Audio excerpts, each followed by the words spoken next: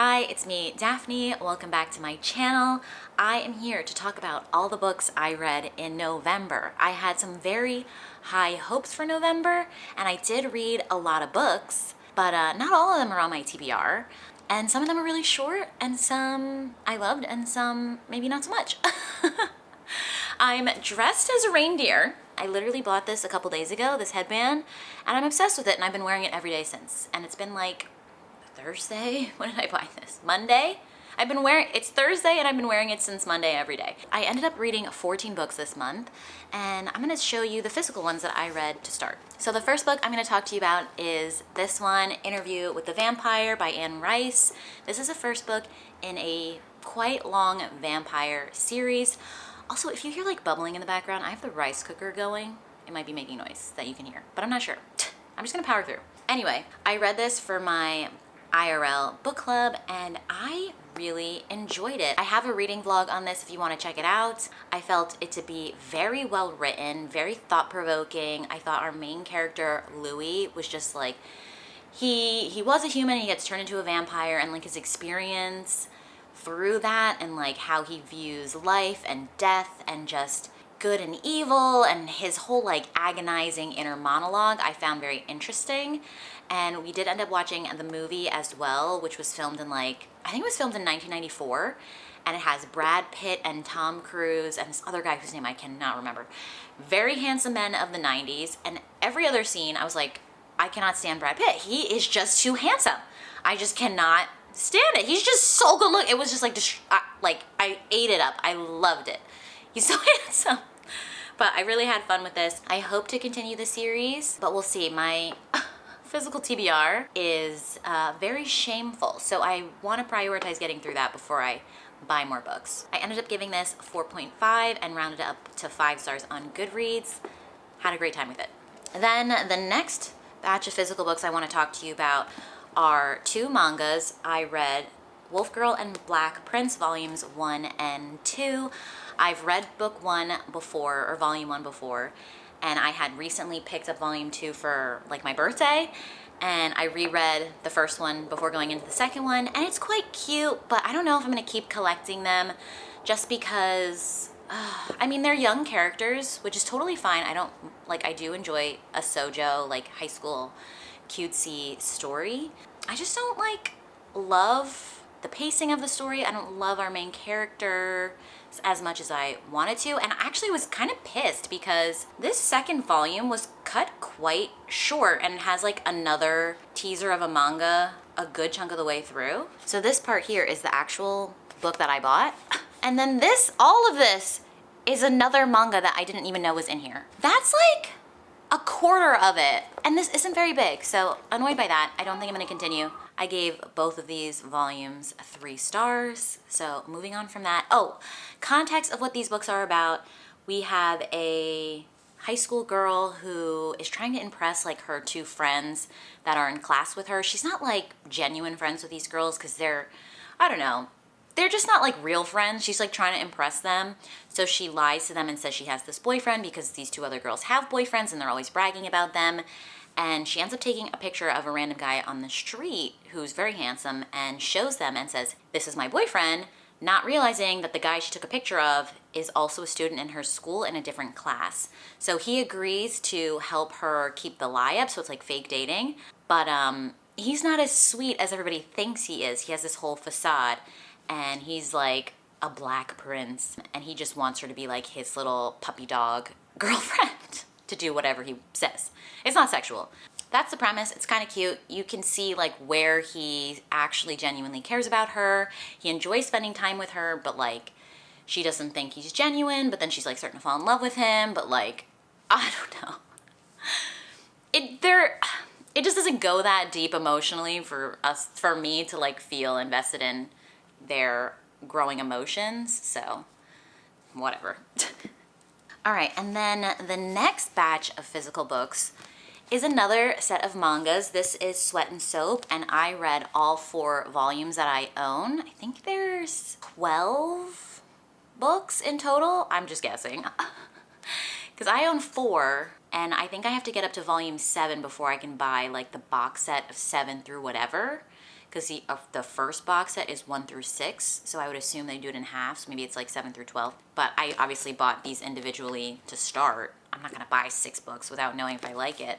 So I kind of missed out on buying the box set for the first one. So buying them individually until 6, and then I'll continue on and probably buy that box set number 2 with the rest. This is a adult romance about a woman who works at a like soap scent kind of company.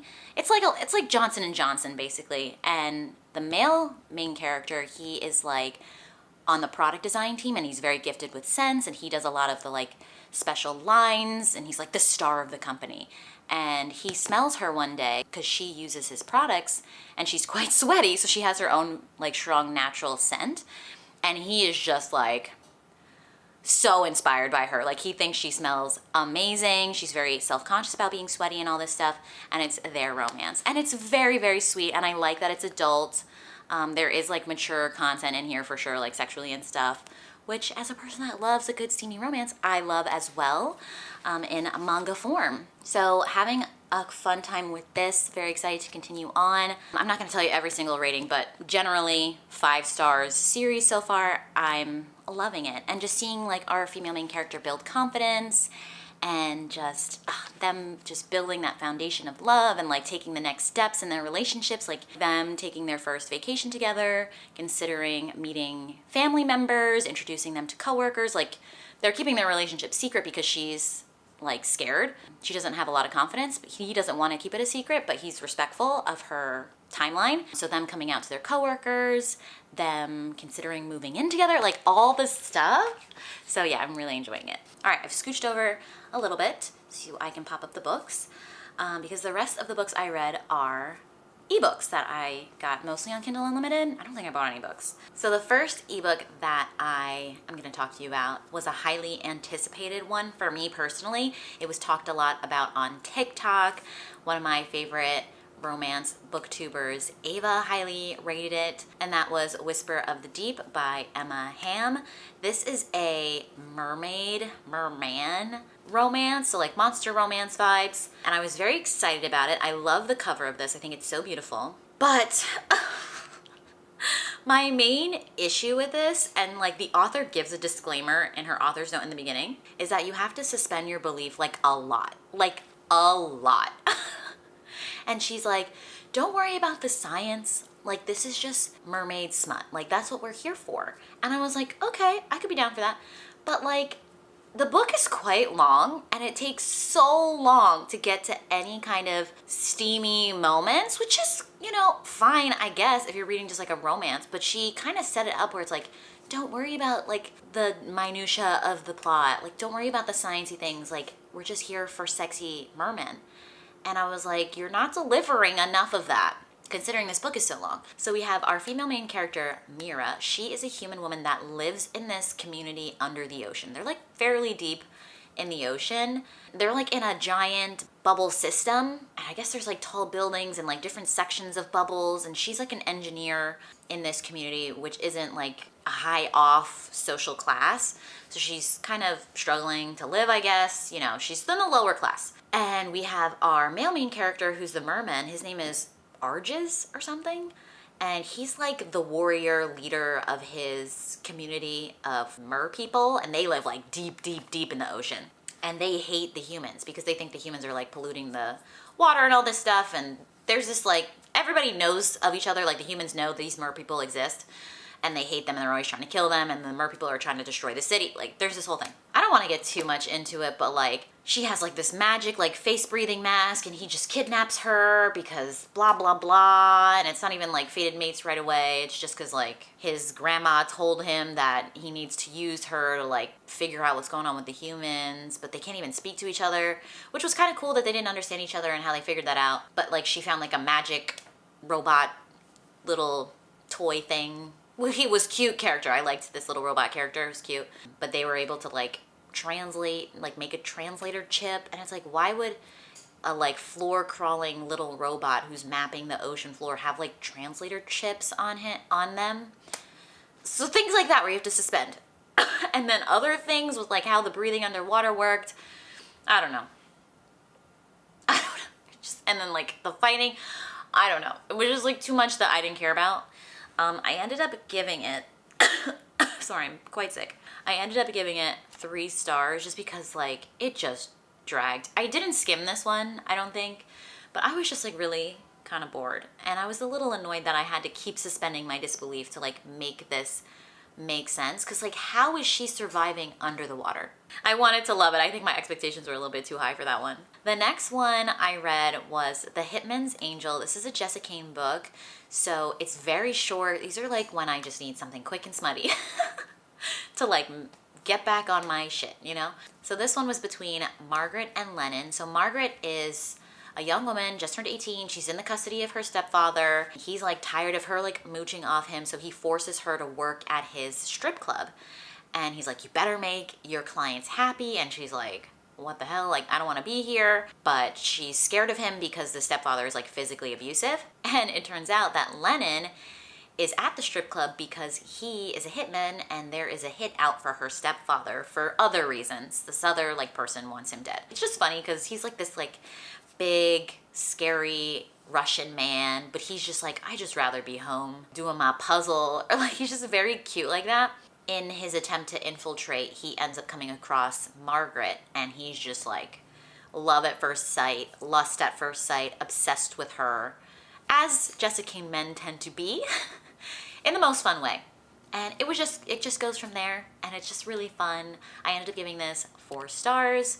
One of my top favorite Jessica Cain books, I'd say, probably. It made me laugh out loud with his like personality. He was just not what you expect from a Russian hitman. Then I read another one of Jessica Cain's books. This one was called The Mobster's Masseuse, between Walker and Meadow. Again, we have like, oh, actually, Meadow wasn't as young as Jessica Cain's heroines tend to be. She was probably post-college. I don't remember. She was like early 20s, I think. And she's really trying to make a life for herself. I don't think she grew up in the best situation, but she ended up getting like her masseuse, whatever, license, and she's working at this like decent place in Boston. I think it was Boston because the mobster guy, Walker, is supposed to have this like Boston accent and I just could not picture it. I'm just not good at accents in my own head and I don't know. I'm sure it could be sexy, but like, I don't know if I was imagining a sexy Boston accent. But anyway, it's Walker's birthday and one of his best friends that's like in the mob with him was like, oh, I got you a massage for your birthday. And because Walker's like the head of this mob, he's like the scariest guy in the city. He doesn't like to make himself vulnerable. He's like, I'm not gonna get naked and like do this massage. Someone will take advantage of that and like try to kill me or something. But he doesn't want to make his friend upset, so he agrees to go.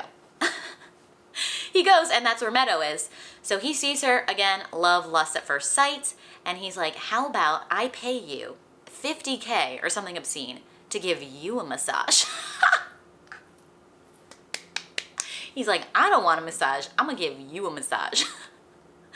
And it goes from there and it gets steamy and sexy and he kind of like tries to kidnap her and like people are trying to kill him. And it's very short. It was a fun time. I ended up giving, oh my gosh, I ended up giving this one 5 stars. Probably, maybe it didn't have daddy kink in it because usually that's when I'm like not loving it, but maybe it did. I don't remember. I don't remember why I liked this one so much. 5 stars? One of my favorite Jessica Cain's apparently, and I can't even remember it. It's super detailed, so maybe that's good. I could always revisit it and have a fun time again. Also in November, I finally finished Bully by Penelope Douglas. I struggled with this one. It took me a really long time to finish it. I had a long period of time in between where I had put it down, like soft DNF'd it, and I ended up giving it 2 stars, which is really surprising. I've really enjoyed Penelope Douglas's books up to that point, which isn't that many. I think I've read 2. I read Punk 57 and Birthday Girl and had a really fun time with those books.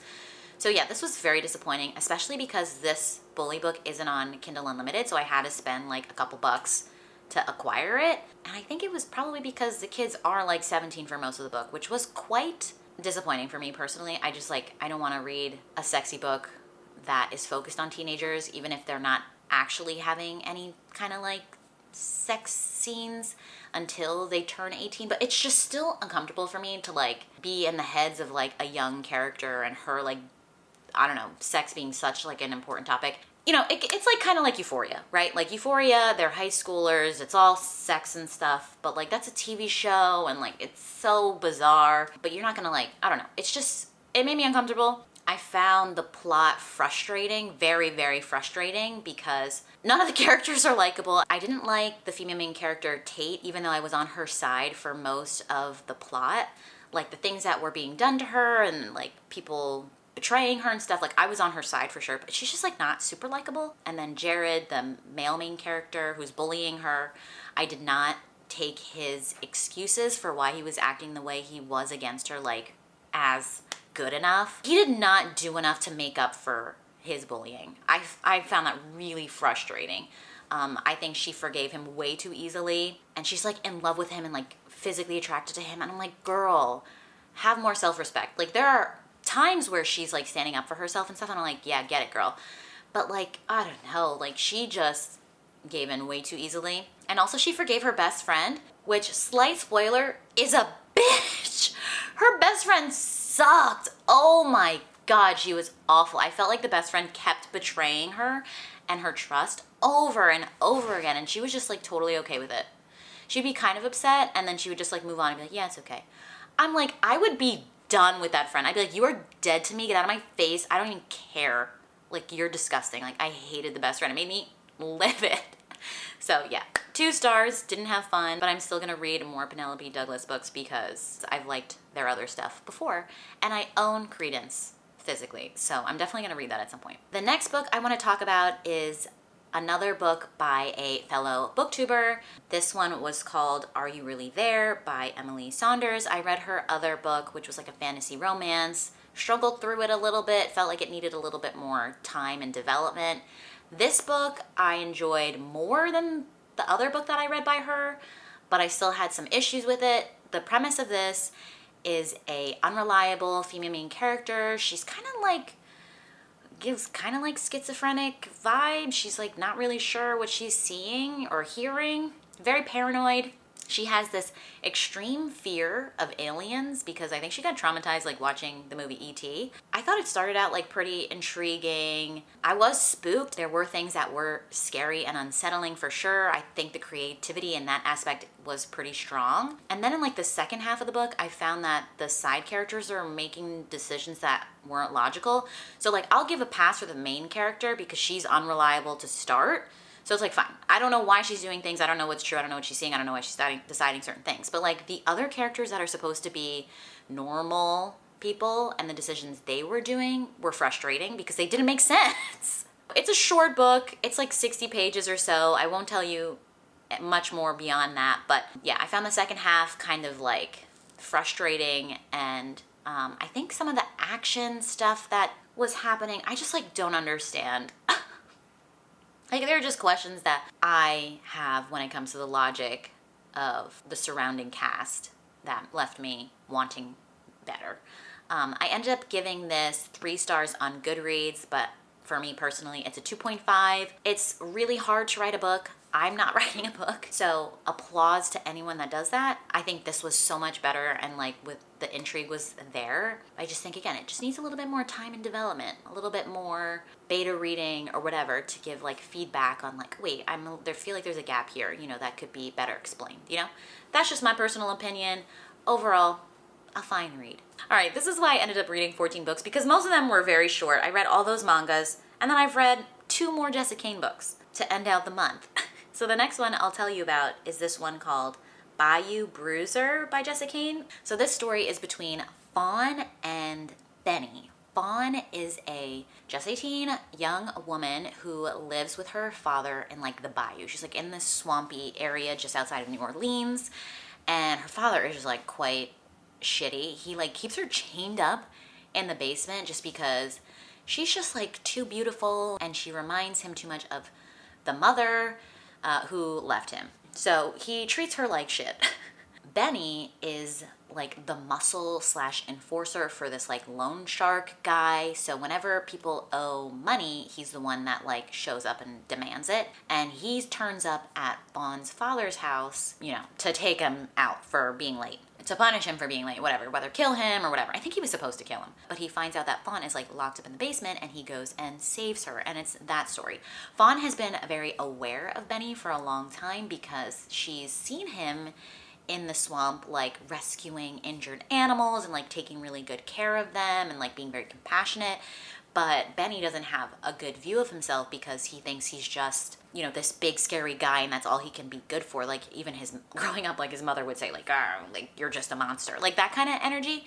So he doesn't think very highly of himself, and it's their little romance. It's quite sweet, I guess, for Jessica Kane. And this girl, oh my God, she is so horny for him right off the bat. Like she's like this innocent girl, but like she's been in love with him for so long from afar. Like he didn't know about her at all. I ended up giving this 3 stars. And then the last Jessica Kane book and the last book that I read for November was Tutoring the Delinquent. This is a college age romance, so we have less of an age gap here. So this one is between Iris and Teddy. Teddy is like the star quarterback at this university. He's trying to get recruited into the NFL, all that kind of vibe. So he's like a junior or senior, and Iris is a freshman. She keeps her head down. She's just really trying to study. She's like on scholarship. She comes from like an orphanage. She was like raised by the nuns. So has very little exposure to the typical young adult life. She gets involved with Teddy because she has been asked to be his tutor because he needs to like pass this big test in order to play in the big game. So as soon as he sees her again, he's completely smitten. He's like, who are you? Where have you been hiding my whole life? And she's just like, what is happening? She's like, she's like not even used to being touched. Like no hugs, no forehead kisses, no holding hands. She's like so lacking in physical affection. So that's like a focus in their romance too. And he is just like, you're mine now. You're moving out of this dorm. You're gonna move to my private apartment off campus. I'm gonna marry you. All this stuff. And it was a silly fun time. There is a bit of drama because he gets jealous that the other men start noticing her now that she's not like hiding her face in her hair, and like the other girls that are around the football team are like trying to make her look, you know, less nun-like and modest and stuff, and like make her look sexy. He like tells some fibs that he doesn't want to get back to her because he doesn't want to hurt her feelings, but he also wants to scare off the other guys. I don't want to spoil too much, but it's a very short novella per usual, and I ended up giving this one 4 stars. It was fun overall, and another successful Jessica Kane read. So those are all the books that I read in November. I hope you enjoyed hanging out with me for a little bit this evening, whenever you're watching this video. If you did, please feel free to give it a thumbs up and subscribe down below if you haven't already. Also, check me out on Instagram. I have it linked down in the description. I'm pretty active on stories every week, maybe not every day. And I will catch you in another video. Bye.